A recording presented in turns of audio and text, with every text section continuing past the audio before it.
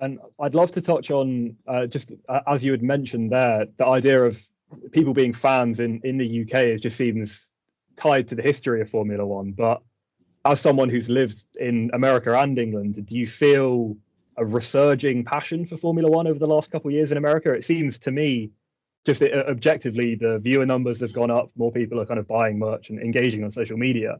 But is there a passion that you can sense in the people you talk to? Austin was when I went for the Formula One race this past October, it was like nothing I'd ever felt in all the F1 races I've ever been to. I think it was probably one of the highest attended F1 races ever, maybe, definitely in the United States.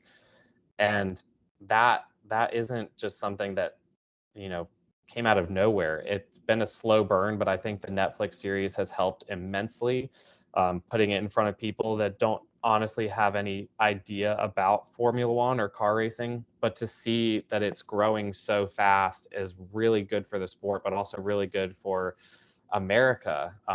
More than likely we'll probably have at least 2 or 3 Grand Prix in America in the next 3 to 5 years. We obviously will have Miami and Austin in this coming year's championship.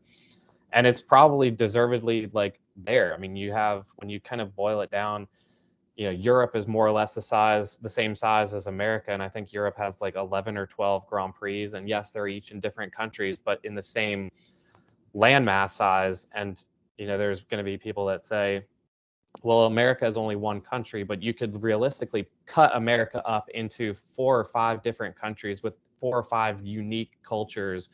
And they would still stand on its own. So to have that energy and that passion for Formula One, not just coming back, but I feel like it's a younger crowd, it's a more diverse crowd, age-wise as well as ethnic backgrounds, which is really cool to see. Just walking around the Austin fan areas, I saw people that traditionally would not have been at a Formula One race, just for whatever reason. It's always been a rich old white man's club kind of thing, to be perfectly honest. And now you see like so many women, enjoying it, and just like the Latin fans, the Mexican fans that are there cheering for Checo. It was so cool to see, and it made me really proud to be an American Formula One fan for as long as I've been, because I've been trying to sing the gospel of Formula One to anybody that'll listen for as long as I can remember, going back to when I was 12 years old.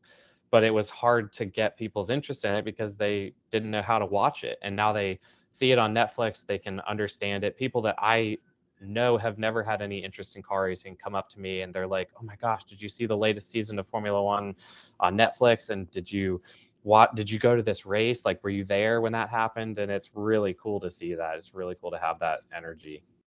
And you're a part of that story as well with the role that you play now. I think people really benefit from the creativity and the insight that you're able to capture.